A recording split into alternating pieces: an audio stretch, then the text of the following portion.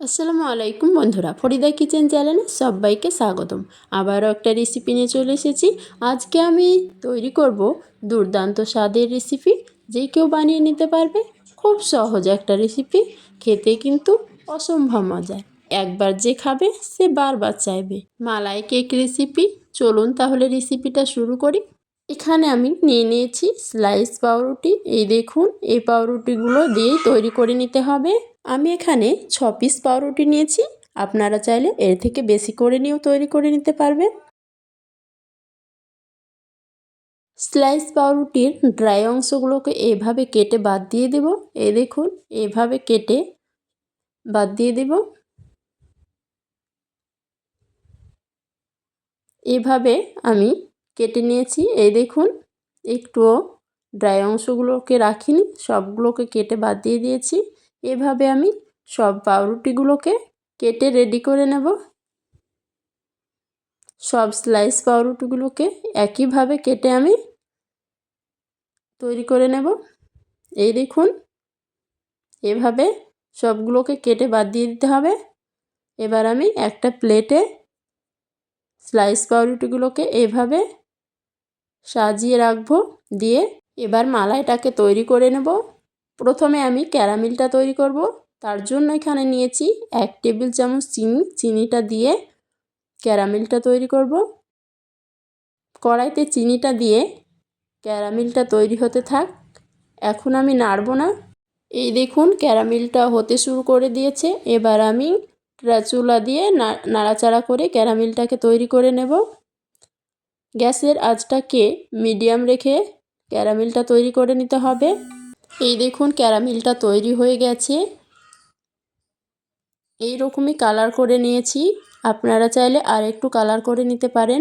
1 cup দুধ পরিমাণে 300 গ্রাম দুধটা দেব।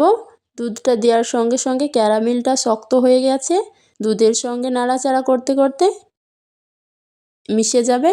এই দেখুন, এভাবে নাড়াচাড়া করে ক্যারামেলটাকে দুধের সঙ্গে মিশিয়ে নিয়েছি। এই দেখুন,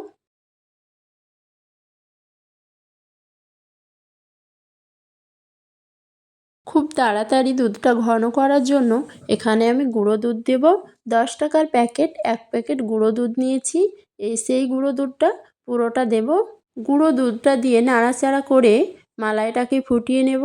ফুটে আসবে তখন আমি চিনিটা দেব। আপনারা চাইলে এলাচ গুঁড়ো করেও দিতে পারেন, আবার 3-4টে এলাচ ফাটিয়েও দিতে পারেন। আমি এখানে এলাচটা বাদ দিয়েছি। এই দেখুন বন্ধুরা, মালাইটা ফুটে এসেছে। এবার চিনিটা দেব। আমি এখানে 2 টেবিল চামচ চিনি দিব। আপনারা চাইলে মিষ্টিটা কম বেশি করে নিতে পারেন। দিয়ে আবার নাড়াচাড়া করে মালাইটাকে ঘন করে নেব। 300 গ্রাম দুধকে জাল করে 200 গ্রাম করে নিয়েছি। এই দেখুন, খুব ঘন করব না। খুব ঘন হয়ে গেলে মালাইটা তখন পাউরুটিতে ঢুকবে না। এই দেখুন, এই রকমভাবে ঘন করে নিয়েছি। দেখেই বুঝতে পারছেন কতটা ঘন করেছি। এই দেখুন বন্ধুরা, এই রকম করে মালাইটাকে তৈরি করে নিয়েছি। এবার নামিয়ে নেব। গরম অবস্থাতেই আমি পাউরুটিতে দিয়ে দেব, তাহলে ভালোভাবে মালাইটা ভিতরে ঢুকে যাবে পাউরুটিতে। এই দেখুন বন্ধুরা, এভাবে আমি মালাইটাকে পাউরুটিতে দিয়ে নিয়েছি। আমার এই মালাই কেকের রেসিপিটা আপনাদের কেমন লেগেছে কমেন্ট করে জানাতে ভুলবেন না। সব মালাইটা দিয়ে নিয়েছি। এখানে আমি কিছু চেরি কুচি করে রেখেছিলাম, সেই চেরি কুচিগুলো দিয়ে মালাই কেকটাকে সাজিয়ে নেব।